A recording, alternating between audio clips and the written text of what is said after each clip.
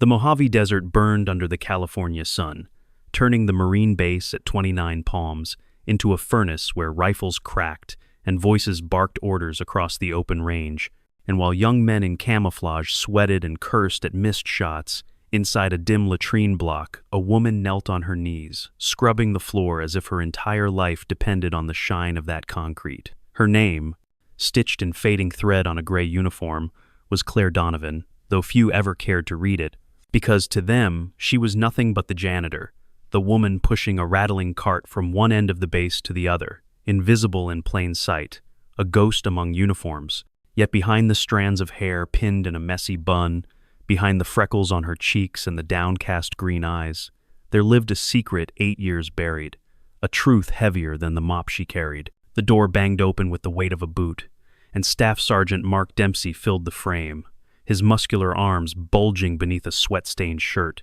his voice dripping with contempt as he sneered, "Done with Block 3 yet, Donovan?"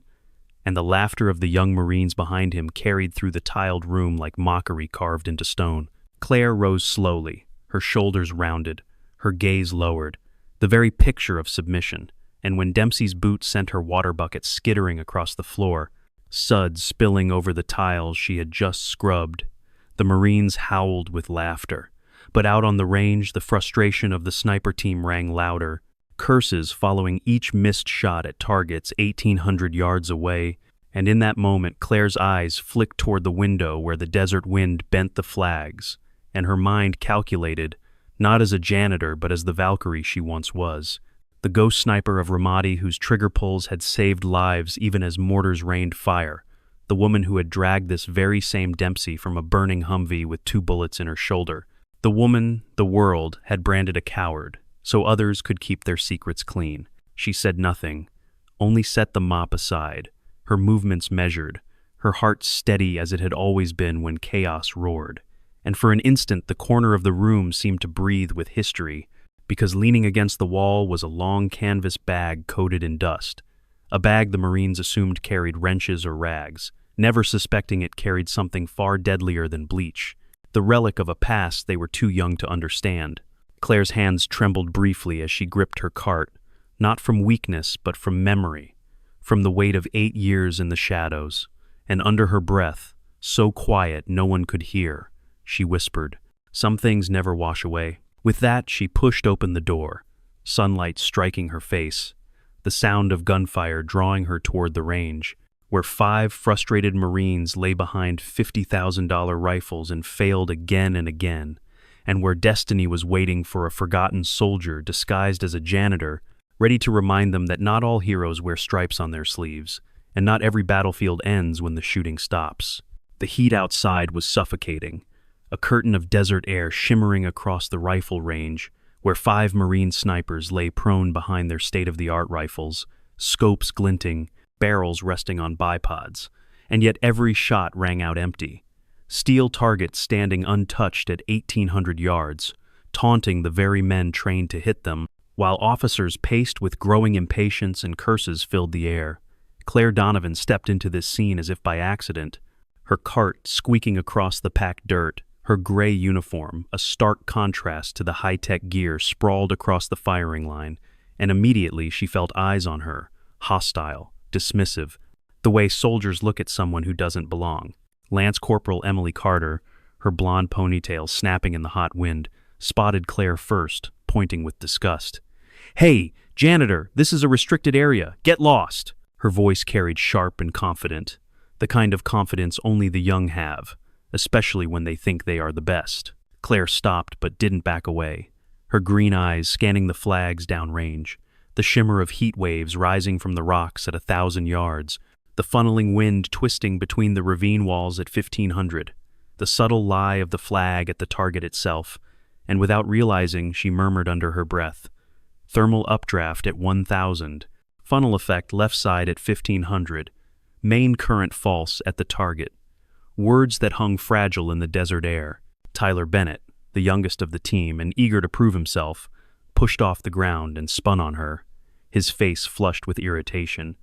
"What did you just say? Are you deaf? This isn't your business. Go clean toilets." His voice cracked, betraying both arrogance and insecurity, and Marcus Hayes, towering at 6'4", rose beside him, laughing cruelly. "She's talking to herself. Must be heat stroke. Someone call medical before the janitor faints." Their laughter rippled, but not everyone joined. Staff Sergeant Mark Dempsey had gone still, his eyes narrowing, as he noticed the scar that ran faint and circular across Claire's wrist where her sleeve had slipped back. The kind of scar left when a bullet passes clean through flesh and bone, and for the first time his mocking gaze faltered. Still, the others pressed, their derision biting sharper with each word. Noah Price spat into the sand, shaking his head in disbelief. "Look at that antique janitor, staring at flags like she knows anything, lady. You couldn't hit a barn door in this wind." Claire stood there with her shoulders slightly hunched, the way she always carried herself, as if trying to disappear. But her silence made them uneasy, her posture humble yet her eyes fixed, measuring, calculating. And then Master Gunnery Sergeant Robert Hale, clipboard in hand as he walked past, slowed when he caught sight of her stance, the way her weight settled evenly, the way her breathing shifted unconsciously into a shooter's rhythm, details invisible to most, but not to a veteran of 3 decades. His voice cut through the jeers, low and firm. "Problem here, Staff Sergeant?" Dempsey forced a smirk, his voice strained. "No problem, Master Guns. Just telling the help to stay out of restricted zones." But Hale didn't take his eyes off Claire, noting the long canvas bag slung casually against her cart, the familiar outline beneath the dust. And he realized something the younger men couldn't, that sometimes the most dangerous people hide in plain sight. The tension thickened as the desert wind gusted harder, carrying sand across the firing line, and Emily Carter stepped closer, her rifle still in her hands, her tone mocking but with an edge of curiosity. "Well, janitor, if you know so much, why don't you tell us how to hit steel at 1800 in a 3-current crosswind with this storm rolling in?" Her teammates chuckled, expecting Claire to shrink back, but instead Claire lifted her chin just slightly, her voice calm, almost gentle. "Your bipod is canted 2 degrees left, your parallax off by 50 yards, your grip too tight, fighting the rifle instead of letting it breathe. You're not missing because of the wind, you're missing because you've stopped listening to it." Silence fell for a heartbeat, and then the explosion of laughter was even louder. Tyler slapping his thigh, Noah shaking his head, Marcus's booming laugh echoing across the range. "Listen to the wind, what is this? A fairy tale? Lady, this is ballistics, not bedtime stories." Emily smirked, though a flicker of doubt crossed her eyes, because deep down she knew something had been off in her scope all morning, something she couldn't quite solve. Dempsey's face hardened, caught between disbelief and a memory he didn't want to admit. Ramadi, fire, blood, a hand dragging him through smoke, and he barked louder than before, as if to silence the thought. "Enough. Get her out of here, Hayes." Marcus Hayes moved forward, grabbing Claire roughly by the collar of her shirt, the fabric tearing at the shoulder as he yanked her back.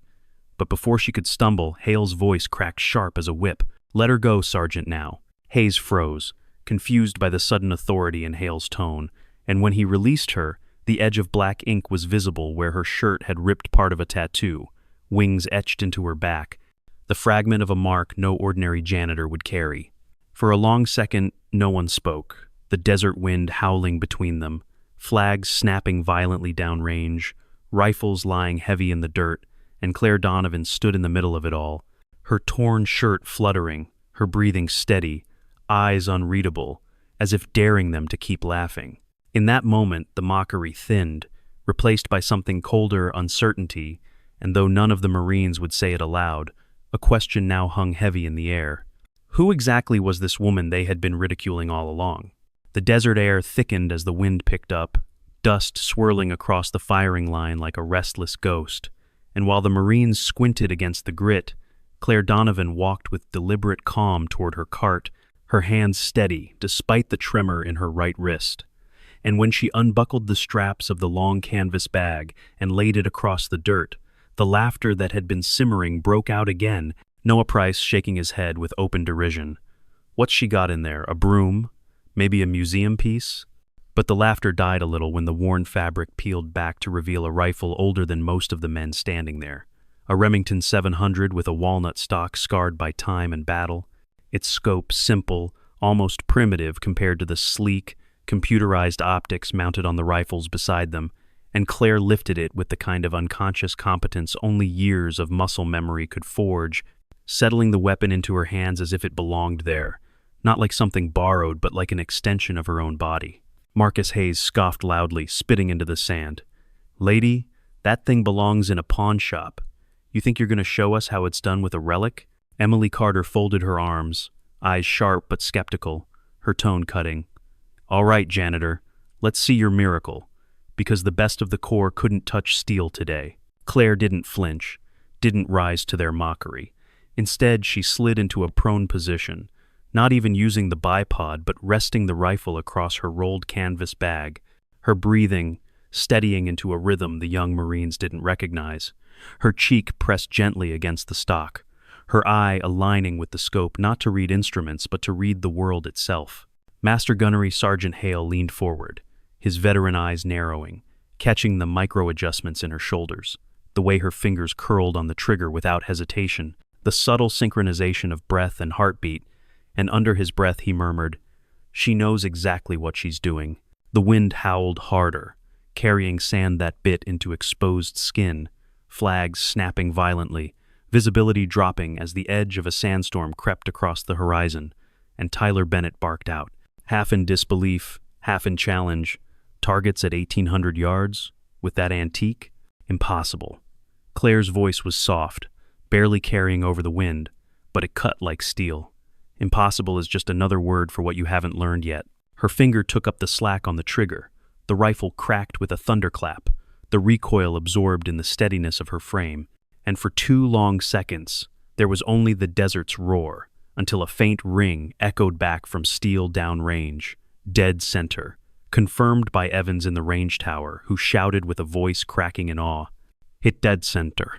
The Marines went silent, their eyes wide, but Claire was already chambering the next round, adjusting instinctively as the wind shifted, reading not the flags or instruments, but the subtle bend of grass, the shimmer of heat mirages, the feel of air pressure against her cheek.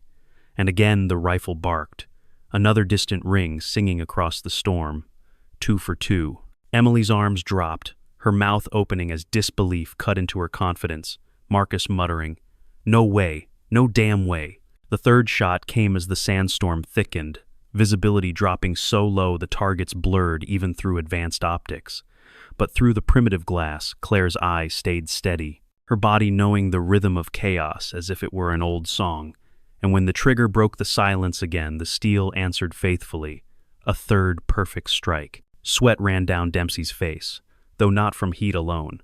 His massive frame stood rigid as he watched the woman he had mocked minutes ago do what none of his team could manage, and he saw what the others missed, the way her tremor wasn't fought but incorporated, a rhythm she used as if her own body were part of the wind. 4 shots now, the storm raging, gusts unpredictable, dust devils dancing across the range, and yet the steel rang again, the 4th hit undeniable, the sound cutting through the disbelief until there was nothing left but silence, anticipation, and a rising respect none of them wanted to admit.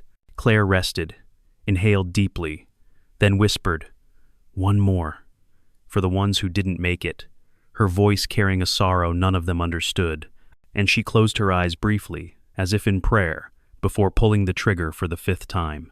The storm swallowed the crack. The bullet fought its way through shifting currents, and for a moment it seemed lost. But then the steel sang. The 5th and final target struck, 5 out of 5 in conditions that should have been impossible.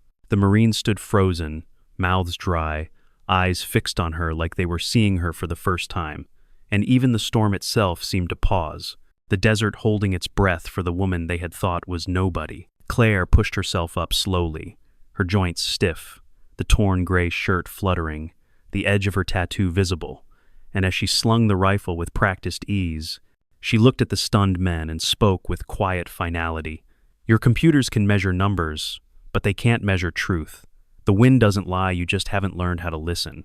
Oh. The desert storm raged around them, whipping dust across the range, but no one moved, no one spoke, for the echo of Claire Donovan's 5th shot still hung in the air like a ghost that refused to leave. And the silence that followed was broken only when Master Gunnery Sergeant Robert Hale lowered his clipboard, his weathered eyes fixed on her with something close to awe, And then, almost as if summoned by fate itself, the roar of rotor blades cut through the storm, 3 Black Hawks descending onto the range in a whirl of sand and noise, and from the first stepped General David Whitaker, his 3 stars gleaming despite the haze, his presence alone commanding the kind of respect that silenced even the cockiest Marine. And behind him walked 2 men in dark suits with the unmistakable outline of shoulder holsters beneath their jackets. And when Whitaker's eyes found Claire across 20 yards of whipping dust, he raised his hand in a full formal salute, shocking every Marine present, because never before had they seen a general salute a janitor. Claire did not return the salute. She couldn't. She was no longer in uniform, but she inclined her head, acknowledging the gesture, and for the first time in 8 years, she saw recognition instead of ridicule in the eyes staring back at her. Whitaker's voice carried, despite the storm, gravelly yet unwavering. "Captain Donovan, or do you prefer Valkyrie?" A murmur spread across the line, the younger Marines exchanging bewildered glances, their laughter from earlier now turned to uncertainty, and Emily Carter's voice trembled as she whispered, "Captain?" while Tyler Bennett shook his head in disbelief. "That's impossible. My father said she was a deserter, a traitor." Whitaker stepped forward, sand crunching beneath his boots, his tone heavy with gravity. "What you're about to see does not leave this range. The classification has been lifted only minutes ago by presidential authority, and you will understand why this woman disappeared." He signaled one of the men in suits, who produced a rugged tablet, its screen flickering to life with the grainy green tint of night vision footage, and suddenly the desert of 29 Palms seemed to fade, replaced by the ghostly outlines of Ramadi. November of 2010, rooftops under starlight, mortar fire flashing in bursts that turned night into fragments of day, and a figure in a ghillie suit crawling across the top of a crumbling building, her movements precise, steady, every inch of her body, speaking of experience, of muscle memory honed by years of war. "That's our overwatch," Dempsey breathed, his voice hollow, recognizing the position instantly, the rooftop where 3 Marines Brooks, Chen, Martinez had drawn their final breaths, and the footage shifted. A civilian truck moving down the road toward the extraction route, its bed crowded with women and children, the kind of sight that had cemented the accusation against her, the image that had damned Claire Donovan as the sniper who broke position and cost lives. But then Whitaker gestured sharply, "Thermal overlay," and the screen changed, the blue forms of children flickering against the burning white heat of the truck bed itself, glowing with 400 pounds of explosives, a mobile coffin set to detonate beneath the extraction convoy. The roomful of Marines went utterly silent, the truth clawing into their chests, and on screen the sniper shifted, aimed, fired the driver, slumped forward, the truck halted yards short of its target, the lives of dozens saved in a single impossible decision. "Now watch," Whitaker ordered grimly, and the timestamp jumped forward 90 seconds, mortar rounds raining down with unnatural precision, tearing into the sniper's position with fury, not random fire but targeted strikes, betrayal written into every impact. And the lone figure did not retreat, did not abandon her post, but fired again and again, covering the extraction until the building collapsed beneath her, and still she moved, dragging herself through rubble, wounded, broken, yet alive, disappearing into the shadows to reach the rally point 6 blocks away. The video ended abruptly, the tablet screen going black, and the only sound was the storm's howl outside. Tyler Bennett's face had gone pale, his voice cracking as he stammered. "My father's report said she engaged a civilian target without authorization, that she abandoned position, that she..." He faltered, tears pricking his eyes as the foundation of 8 years of belief crumbled. Claire finally looked up, her green eyes steady, though pain flickered deep within them, and she said softly, "Your father wrote what he was ordered to write. Sometimes the truth gets buried so the traitor can walk free."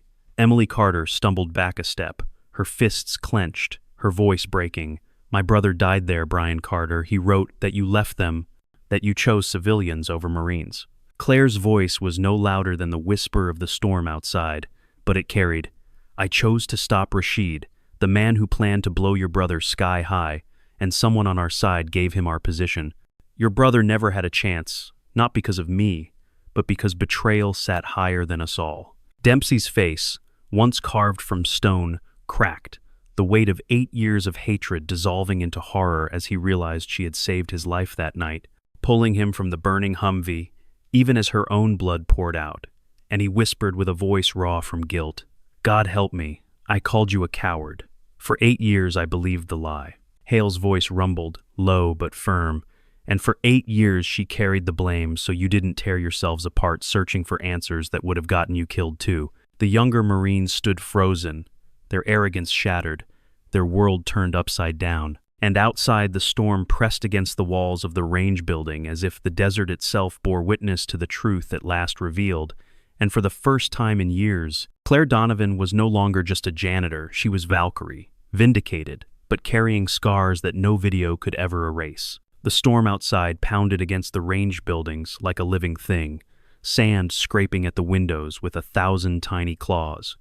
But inside the silence was heavy, thick with the weight of revelation, until the low thrum of rotor blades cut through once more, and a lone helicopter approached from the west, its marking civilian but its flight pattern unmistakably military, and every Marine on the line stiffened as it descended onto the barren desert floor, kicking up a cyclone of grit, and from its cabin stepped a tall man with silver hair and the practiced calm of bureaucracy wrapped around him like armor. Deputy Director Charles Whitmore of the Defense Intelligence Agency adjusted the lapels of his tailored suit, brushing at the dust that clung to fabric too expensive for the Mojave, and as he walked toward them with the slow confidence of someone who had never been challenged, his eyes swept dismissively over the Marines until they fixed on Claire Donovan, and for a fraction of a second there was something there, recognition, fear, anger, but it vanished beneath the mask of smooth control. "I heard there was a security breach," Whitmore said, his voice cultured, resonant, calculated to dominate any room, and imagine my surprise to find it centered on a woman who should have been halfway across the world, a deserter from Ramadi. The words landed heavy, but this time no one laughed, no one sneered. For the Marines who had once mocked Claire stood silent, their eyes narrowed, their faith in the man unraveling even before the confrontation began. Staff Sergeant Dempsey, still wrestling with the collapse of 8 years of belief, took a step forward, his massive frame trembling with restrained rage. "She's no deserter. She saved us. Saved me. When you left her to burn." Whitmore's brows arched with feigned surprise, his tone sharp. "I beg your pardon, Sergeant, but the official record is a lie," Emily Carter snapped, her voice trembling but firm, her youth no longer filled with arrogance but with fury. "We've seen the footage. We know the truth." For the first time, Whitmore's polished mask cracked, his eyes flashing as he demanded, "Footage? What footage?" All operational recordings from Ramadi were destroyed in the server fire of 2011. General Whitaker stepped forward then, his voice low but cutting through the storm like a blade. "Funny thing, Charles. Some things don't burn as easily as you'd like. Captain Donovan here kept her own record, her own insurance. She's been sitting on it for 8 years, waiting for you to slip." The statement was a lie. Everyone except Whitmore knew. The footage had come straight from CIA archives declassified minutes ago, but it was enough, and Whitmore's face paled beneath the desert sun, his voice rising in brittle anger. "Where is it? Where is this so-called evidence? She had no right."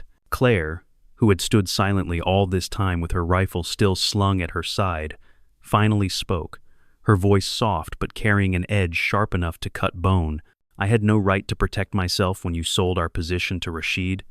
No right to drag 3 bodies through hell because you were counting your blood money." The accusation hung in the air like thunder, and though Whitmore let out a laugh, it was hollow, strained, a desperate sound clashing against the storm. "That's quite the story, Captain. But do you have proof?" he sneered. Claire's hand went to the canvas bag, and from it she drew not her rifle this time, but a battered leather notebook, its corners worn, its pages filled with years of careful writing, and she held it up for all to see. "Communications logs," she said evenly, "showing contacts between your office and insurgent couriers. Bank records of deposits, timed perfectly with our compromised missions. Every trail leads back to you." Whitmore's composure fractured, sweat beading on his temple despite the cooling gusts of the storm, and he barked at Whitaker. "General, arrest this woman immediately. She's deranged, delusional, making baseless accusations." But Whitaker did not move. Instead, he gave the smallest nod to his security team, men in black suits stepping forward with weapons ready, and his voice boomed over the storm. Deputy Director Charles Whitmore, by authority of executive order, you are under arrest for treason, espionage, and the murder of United States personnel. Panic flashed in Whitmore's eyes, and in a reckless burst, he turned to flee, but he had taken only 3 desperate strides when a massive hand clamped down on his shoulder, Marcus Hayes driving him to his knees with the force of a hammer, his voice thick with fury. That's for Brooks, Chen, and Martinez, though his professionalism caught up with him, and he added stiffly, "Sir." Whitaker's tone hardened. "Don't apologize, Sergeant. If Captain Donovan weren't standing here, I'd use stronger words myself." The storm howled around them as Whitmore was cuffed, still sputtering threats of careers destroyed and reputations ruined, but the power was gone from his voice, replaced with the hollow desperation of a man unmasked. Claire stood apart, watching with no triumph in her eyes, only exhaustion, the weight of years pressing down on her shoulders, and when Dempsey finally turned to her, his voice raw with regret. "Ma'am, I'm sorry. 8 years I called you a coward. 8 years I hated you." She looked at him quietly and said, "You believed what you were told. That was the point. Your anger, their grief, it all sold the lie. It kept Whitmore safe. That's why I stayed silent." Emily Carter's cheeks were streaked with tears, her fists trembling. "But the cost, it cost you everything. Your career, your name, your life." Claire's gaze shifted toward the storm beyond the window, her words steady but heavy. 3 Marines died because betrayal walked among us.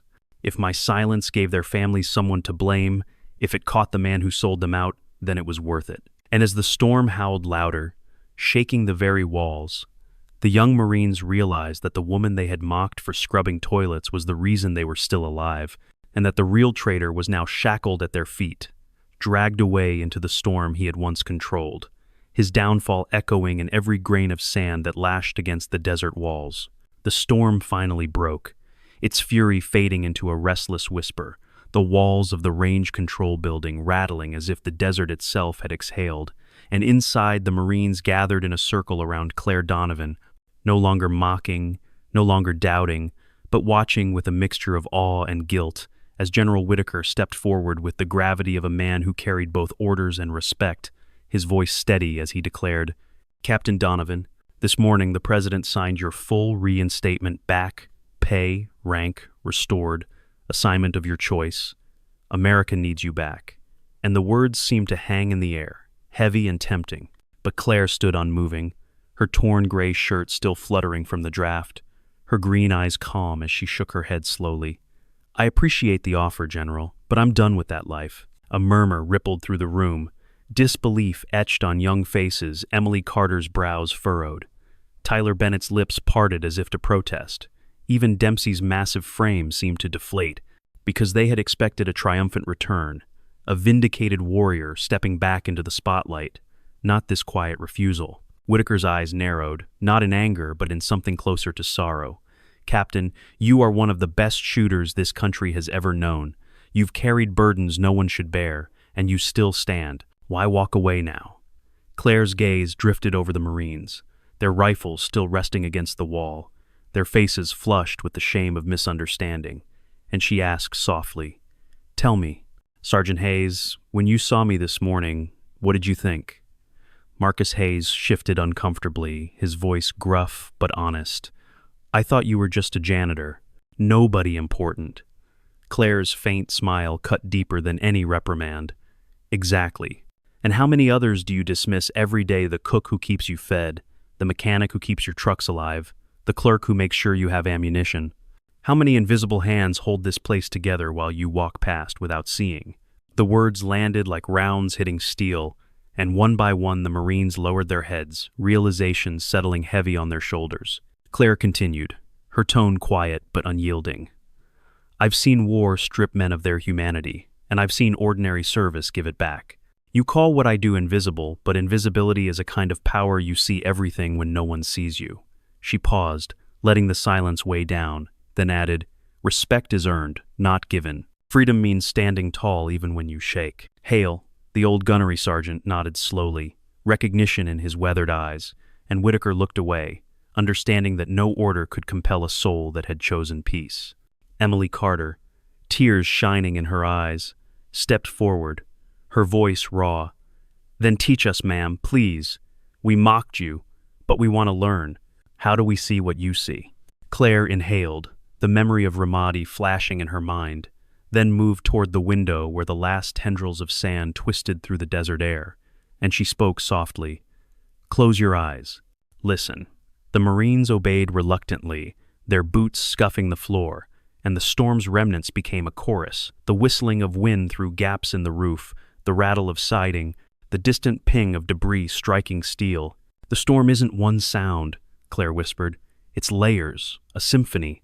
Every environment has its language. Learn to hear it, and you'll never be blind." She guided them further, her words painting images of Kandahar's mountain winds, Fallujah's hollow buildings, Ramadi's breathing rooftops, and as the Marines strained to listen, their expressions shifted, realization dawning that war was more than rifles and scopes. It was observation, patience, humility. When she told them to open their eyes and look into the sand still shifting outside, Marcus muttered, "I can't see anything but brown." Claire traced a finger against the glass, her tone patient. "Because you're looking for objects. Look for patterns. See the rhythm, the wave. Every 15 seconds there's a gap, a clear moment. That's when you take your shot." Emily leaned forward, eyes widening. "It's like waves breaking on a shore." And Claire nodded faintly. "Nature doesn't do chaos. It does complexity. There's always a pattern if you're patient enough to find it." The lesson sank deep, heavier than any lecture, and Dempsey, who had carried anger like a weapon for 8 years, found his voice softer than he thought possible. "Ramadi, that night you made the choice in seconds, didn't you? You read all of this under fire." Claire's gaze darkened, memories clawing at her ribs, but she answered anyway. "I made choices 100 times before that night. Each one carved something away. The hardest part of being a sniper isn't the distance, it isn't the wind, it's the choosing. Every time you put someone in your sights, you play God with incomplete truths." Tyler whispered, desperate for reassurance. "But you were right about Rashid, about the bomb." And Claire's lips twisted in a sad smile. "And what about the times I wasn't? The shepherd in Afghanistan who was only checking his goats, the teenager in Mosul running because he was scared, not hostile. Those stories don't make reports. They get buried as necessities." The silence that followed was unbearable, the truth heavier than their rifles. And finally Whitaker broke it, his tone low but respectful. "Then what now, Captain? What will you do if not return?" Claire looked at the rifle slung across her back, then at the mop leaning against her cart, and her answer was simple, final. "I'll keep cleaning. I fix what's broken. I make things work again. It's not so different from before, just quieter." The storm outside had cleared now, the desert bathed in pale gold, and as she turned to leave, the Marines knew they had not lost a sniper. They had gained something rarer, a teacher who had shown them that true power lies in seeing what others miss, and that sometimes the bravest choice is to remain invisible. The desert had long since settled when Claire Donovan left 29 Palms that evening, the sound of helicopter rotors fading into memory, the faces of humbled Marines still etched in her mind, and as she drove the old government pickup down the cracked road toward the nearest town, the horizon lit faintly with strings of red, white, and blue, banners fluttering in the wind because Memorial Day had come, and in small towns across America, families gathered on sidewalks with folding chairs and coolers, waiting for parades that celebrated both the living and the fallen. Claire parked in a dusty lot near the churchyard, slipping into the crowd unnoticed, her faded jacket zipped to her chin, her cap pulled low, and nobody looked twice at the quiet woman carrying the weight of wars no one wanted to speak about. Children waved tiny flags. Veterans in ball caps embroidered with the names of old battles stood at attention as the high school band struck up the Star-Spangled Banner. And Claire stood at the very back, her hands tucked into her pockets, her eyes fixed not on the parade but on the flag itself as it was carried down Main Street, her breath catching in her throat, because for her the day was not about music or speeches, it was about Brooks, Chen, Martinez, names carved into her bones like headstones that never left her. She was about to turn away when a familiar voice cut through the crowd, rough with age and duty. Claire? And her heart stopped because she knew that voice before she even saw him. The tall figure in a police uniform moving through the families, his badge gleaming, his jaw set just like their father's had been, Michael Donovan, her younger brother, now older than she remembered. Streaks of gray cutting through his dark hair, lines etched around his eyes, not just from time but from the job that wore him down like sandpaper. She froze, panic and longing crashing together. But Michael saw her, truly saw her, and for the first time in nearly a decade his face broke into something between relief and disbelief. It's really you. Claire wanted to vanish, to melt back into anonymity, but Michael's hands gripped her shoulders, firm and trembling, and his voice cracked. 8 years, Claire. 8 years I thought you were gone, thought you chose silence over family. Why didn't you come home? The crowd bustled around them, oblivious, the parade moving past with drums pounding. But to Claire it felt like the world had gone quiet, and she whispered, "Because it wasn't safe for you, for anyone. They branded me a traitor, Mike. I couldn't drag you into that shadow." His jaw tightened, his eyes glassy. "I didn't need safety. I needed my sister. Do you have any idea what it did to Mom before she passed? She died, thinking her daughter was a coward." Claire flinched as if struck, the pain sharper than any bullet wound, and she swallowed hard, her voice breaking. "If I could have spared her that, I would have, but I couldn't risk you, couldn't risk anyone. My silence bought me time to catch the real traitor." Michael pulled her into a rough embrace, his uniform pressing against her faded jacket, and for a moment Claire let herself lean into it, let herself remember the summers before the wars, the nights they stayed up talking on the porch, while fireflies blinked over the cornfields, and when he finally pulled back, his voice was steadier, though still heavy with grief. "Then don't disappear again. Whatever you've carried, carry it here with us, with me. We don't need a hero, we just need Claire." She nodded faintly, unable to promise what she wasn't sure she could give. But his words sank deep, a reminder that even the invisible had roots, and that family was the anchor she had nearly cut loose forever. The parade reached its climax as a group of Gold Star families walked past, each holding a portrait of the loved one they had lost, and Claire felt her throat tighten, because there they were, faces she remembered, brothers in arms frozen in photographs, their smiles captured before war erased them, and the crowd rose in solemn applause, a sound that was less celebration than recognition, a chorus of "We see you," echoing through small-town America. Claire's hand lifted almost involuntarily to her brow, a ghost of a salute, and Michael noticed, his eyes wet, whispering, "You never stopped serving, did you? Even when the world turned its back." Claire's answer was soft, almost lost in the music of the band resuming, "Service isn't about uniforms. It's about never letting go of the ones who can't stand here themselves." When the parade ended and the crowd dispersed, Michael walked her to the edge of town, his cruiser parked beneath a swaying flagpole, and before she could slip away again, he handed her a folded piece of paper, his handwriting tight. "My number, my address. You don't have to call today or tomorrow. Just don't make me wait 8 more years." She tucked it into her pocket, her fingers trembling, and for the first time in years she allowed herself to believe that maybe there was a place where she wasn't just a janitor, wasn't just Valkyrie, but simply Claire.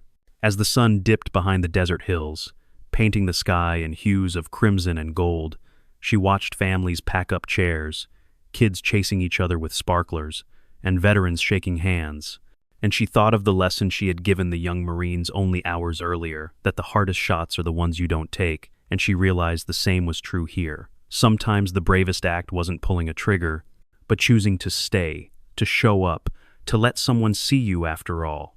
The Memorial Day crowds had faded into memory, leaving only echoes of brass bands and children's laughter in the quiet streets, and Claire Donovan returned to her rented apartment above a laundromat on the edge of town, a place that smelled faintly of detergent and dust, a place where no one asked questions as long as the rent was paid on time. She dropped her jacket on the back of a chair, kicked off her worn boots, and sat at the small kitchen table where a single lamp cast a warm circle of light against the gathering dark. For the first time in days, she let herself breathe, let her hands unclench, but peace was a fragile thing in her world, and it shattered with the faint buzz of her phone vibrating across the tabletop. Claire frowned, because almost no one had her number, not anymore. She flipped the screen over, expecting a wrong call. Maybe her brother checking in too soon. But what stared back at her was a text from an unknown number, no name, no contact history, just words that punched through the calm like a knife. Chen is alive. Kashmir. Her blood ran cold. Sarah Chen. The name she had buried 1,000 times. The face she had carried through nightmares. The laughter she thought had been silenced under rubble in Mosul. Chen wasn't just another operator, she had been Claire's partner, her balance in the chaos, the one person who could read her silence like scripture. Claire stared at the screen, willing it to vanish, to prove itself a cruel hoax. But another message followed almost instantly, as if the sender could feel her hesitation. Camp coordinates attached. They move her soon. Decide fast. A link opened a blurred satellite image, mountains of Kashmir, ridgelines scarred with paths only locals knew, and a cluster of buildings half buried in snow. Her hand trembled, not with weakness but with memory, the weight of Mosul pressing against her ribs, the image of Chen disappearing in a plume of dust and fire, the years she had spent telling herself there was no chance, no survival, no miracle. And yet here it was, whispered into her life by a faceless ghost through the cracked screen of a burner phone. Claire leaned back, exhaling slowly, her mind running calculations the way it always did. How compromised was the source? How much time did she have? What were the odds this was bait meant to draw her out of hiding? But beneath the layers of suspicion, something deeper stirred hope, sharp and dangerous, more dangerous than any bullet she had ever faced. She rose and paced the narrow kitchen, her boots scuffing the worn linoleum, and she found herself whispering aloud, as if saying it might make it real. Chen, alive? She remembered the way Chen used to hum under her breath when she was nervous, old folk songs in Mandarin that barely anyone else recognized, the way she teased Claire about her inability to drink whiskey without wincing, the way she signed her reports with neat, looping letters as if she were still writing school essays. The idea that Chen had survived, that she had been breathing somewhere while Claire carried her ghost alone, was enough to set Claire's heart pounding in a way the battlefield never had. But instinct kept her grounded. If Chen was alive in Kashmir, it wasn't by accident. She was either a prisoner, a pawn, or worse, she had been turned. Claire stopped at the window, looking out over the quiet street where a diner sign flickered red against the night, and she whispered the truth to herself. If she's alive, I have to know, even if it kills me. The phone buzzed again, this time only 3 words. Trust the forgotten. Claire's eyes narrowed. That phrase, the forgotten, wasn't something a stranger would know. It was the name she had given her quiet network of janitors, clerks, dishwashers, mechanics, all the invisible people who had fed her information without anyone suspecting. Whoever sent this knew her world, maybe was part of it. That made the message both more credible and more terrifying. She sank back into the chair, head in her hands, the weight of the choice pressing harder with every second. 8 years she had fought to disappear, to bury Valkyrie and live in the shadows, to scrub floors and clean toilets where no one would think to look. 8 years to find peace in invisibility. And now one message had cracked that peace open like glass. She remembered what she had told the Marines at the range only days ago. The hardest shots aren't the long ones, they're the ones you don't take. This felt the same. To ignore the message was to take no shot, to let Chen's fate, whether life or death, remain unknown. To follow it meant stepping back into the storm she had fled, a storm of lies and shadows where betrayal lived in every handshake. Her phone buzzed one last time. 3 days. If you don't come, she's gone forever. That was it. No name, no number, nothing but the ticking clock. Claire sat in silence for a long time, the hum of the laundromat's dryers below her filling the night with a steady rhythm, and finally she reached across the table for her canvas bag. Inside, her old rifle lay wrapped in oilcloth, smelling faintly of gunpowder and sweat, the weapon that had defined her once and still waited for her touch. She didn't unwrap it, not yet. Instead, she whispered, almost to herself, "If you're out there, Chen, hold on. I'm coming to find you." The streetlight flickered outside, a shadow moving across the alleyway, and for a moment Claire thought she saw 2 silhouettes pushing maintenance carts side by side, whispering in languages half forgotten, ghosts of women who lived and died unseen. But when she blinked, the alley was empty again, just trash bins and the hum of neon. She knew sleep wouldn't come tonight. The past had risen from its grave, and with it, a new mission, personal, dangerous, and inevitable. Claire Donovan, the janitor nobody noticed, was about to vanish again, not into shame this time, but into purpose. The message had burned through her sleep like fire, and by dawn Claire Donovan was moving, the anonymity of her janitor's uniform exchanged for the simple clothes of a traveler, her rifle wrapped and hidden in the false bottom of her duffel, her phone scrubbed clean, and every step she took measured, deliberate, because to prepare for this mission she could not rely on generals or agencies, not on the polished halls of power that had abandoned her, but on the invisible, the men and women America walked past every day without seeing. They were the mechanics under Humvees, the custodians pushing mops through government buildings at night, the cafeteria cooks who served meals in bases and offices, the retired veterans working security in grocery stores. They were the ones she had quietly gathered for years, her whispered network known only by a single name, the Forgotten. Her first stop was Baltimore, a bus station that smelled of diesel and rain. She waited near the vending machines until an older man shuffled over, his jacket stained, his hands rough from decades of work. To everyone else, he was Henry Carter, a janitor who pushed a broom through federal buildings at night. To Claire, he was her first link in the chain. Without a word, he handed her a paper cup of coffee, and taped beneath the sleeve was a flash drive. "Fresh routes through Dulles," he murmured, his voice low, as if he were just complaining about the weather. "Blind spots in TSA checks, shifts in customs, 2 weeks old." Claire nodded, sipping the coffee, the exchange invisible to the crowd bustling past. From Baltimore she rode south, blending into the quiet rhythm of bus terminals and truck stops. In Atlanta she met Maria Reyes, a laundry worker at a VA hospital who folded sheets with one hand and coded messages with the other. In a back room that smelled of bleach, Maria slipped her a package wrapped in linen. Inside were forged identification cards, crisp passports, and prepaid phones. "Your name's Keller now," Maria whispered. "Traveling on a charity visa, relief work. It'll pass casual checks." Claire clasped her wrist, gratitude in her eyes, and Maria only shrugged. "We all lost someone. You carry us with you." New Orleans came next, the air heavy with salt and jazz floating from bars still open before noon. Beneath the rattle of a passing streetcar, Claire met Ahmed, a dishwasher in a corner diner whose quiet eyes hid a past in intelligence work overseas. He slid into the booth across from her, placing a plate of gumbo between them. Beneath the napkin lay a crumpled envelope stuffed with local cash rupees and dollars, euros folded tight, all stained with grease, but enough to open doors in Kashmir's border markets. "Don't thank me," Ahmed muttered, eyes fixed on the table. "Just come back. Too many ghosts already. Each stop tightened the net, each ally a ghost themselves, unseen yet essential." In Dallas, she met Joe Ramirez, a one-legged veteran working security at a freight yard. He leaned on his cane and handed her a manifest disguised as a shipping log. "Crates bound for Kabul, through Karachi. You can ghost inside the chain if you move fast."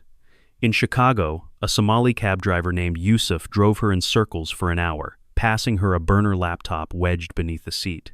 "Satellite taps," he explained. "Stolen from someone who never looked twice at me. You'll see movements in Kashmir no one else will." Claire ran her hand across the keyboard, feeling the weight of it, not just in steel and silicon, but in the loyalty that no government had purchased. By the time she reached Los Angeles, the sun bleeding gold over the Pacific, her bag was heavier, not with weapons but with lifelines. In a dim diner off a side street, the last of her contacts arrived, an elderly Vietnamese woman named Lan, who had been cleaning offices in LA for 30 years. She sat across from Claire, her posture straight despite her years, and set down a battered envelope sealed with tape. "This is the last piece," Lan said softly, her accent threading through her words.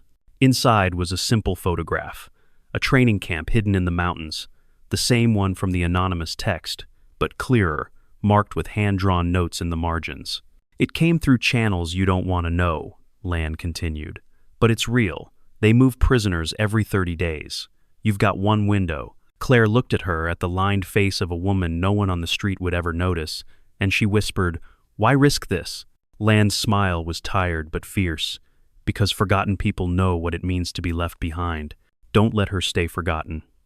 Claire sat in the silence of that diner long after Lan left, the weight of her allies' sacrifices pressing on her chest. None of them wore uniforms anymore. None of them would ever be recognized in parades or speeches. But without them, her mission would be impossible. The Forgotten had become her armor, their invisibility, her shield. She realized then that she wasn't walking into Kashmir alone. She was carrying an invisible army on her back. That night, as she rode a red-eye flight under the name Keller, her forged passport tucked in her jacket and the map of Kashmir burned into her memory, Claire pressed her forehead against the cold glass of the plane window and whispered to herself, "I see you, Chen. Hold on." Beneath the roar of the engines, the voices of the Forgotten seemed to rise, steady and unseen, guiding her into the storm once more. The bus ride into Kashmir had been only the beginning, but now, days later, Claire Donovan lay pressed against the frozen earth of a ridgeline, the wind howling across jagged peaks, as if the mountains themselves were warning her to turn back. Yet below her, tucked into the gorge, the camp pulsed with its own cruel rhythm, guards pacing in pairs, spotlights sweeping across chain-link fences, the muffled shouts of men and the cough of generators cutting the silence of the valley. Wrapped in a shepherd's cloak, her breath misting in the cold, Claire adjusted her battered binoculars and froze when she saw her smaller than the others. Her gait uneven, but unmistakable, the tilt of her head, the narrow shoulders that had once carried rifles and secrets beside her in Mosul. Sarah Chen. Alive. Claire's chest clenched, not with triumph but with dread, because hope was a dangerous fire in these mountains, and she had learned long ago that ghosts did not return without cost. She waited until the third watch when the guards grew lazy, their lanterns dim, and then she moved, slipping down the ravine, her boots crunching softly against rock, every step rehearsed in silence, her mind replaying the map she had memorized from the locals. A gap in the outer fence near the water runoff, the blind spot in the searchlights, the barracks where prisoners were held before transport. She slid through the cut in the wire, her duffel tight against her chest, the Remington hidden inside, her hands steady as the tremor in her wrist settled into its old rhythm. At the barracks wall, she crouched, listening to the cadence of boots nearby, then pushed the door open just enough to slip inside. The air was damp, smelling of sweat and mildew, and there in the half-darkness sat Sarah Chen, her hair matted, her face thinner but her eyes, her eyes still burning with the sharpness Claire remembered. For a moment neither spoke, the years collapsing between them in silence more deafening than any mortar barrage. Then Chen's voice cracked the air, soft, cautious. "Valkyrie?" Claire's breath caught, her throat tightening. Sarah. She wanted to step forward, to embrace her, to prove this wasn't another hallucination born of guilt. But Chen's body tensed, her eyes darting toward the shadows. "You shouldn't have come," she whispered. "They're watching me. You think I'm a prisoner? I'm bait." The words hit harder than bullets. Claire's mind raced. Was Chen warning her, or was she turned? But there was no time to decide, because outside shouts erupted, boots slamming the ground, the alarm of discovery rising through the night.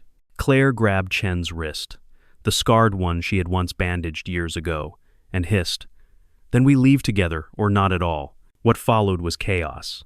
Guards flooding the compound, spotlights cutting through snow and smoke, Claire firing precise, impossibly calm shots through the storm of noise.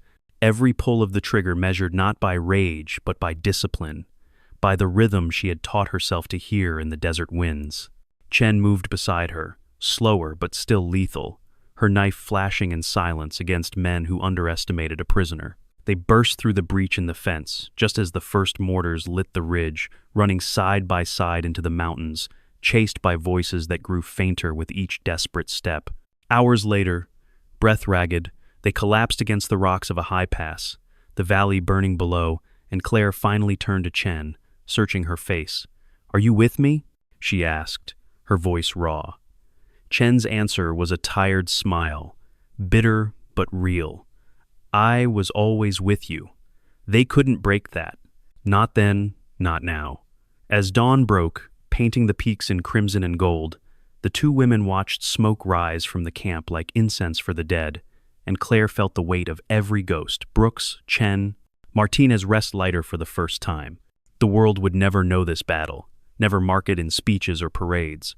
But it didn't matter, because the Forgotten never fought for recognition. They fought because someone had to. Claire rose slowly, her knees stiff, her rifle heavy against her back, and whispered into the wind, "I'll go back to the shadows. It's where I belong." Chen's hand touched hers briefly, a bond unspoken, and together they walked toward the ridgeline, disappearing once more into anonymity.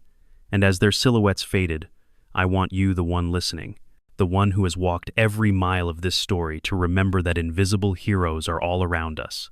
They may wear uniforms, or they may push carts down hallways, they may serve food or sweep floors, but they see, they endure, and sometimes they save lives no one will ever thank them for.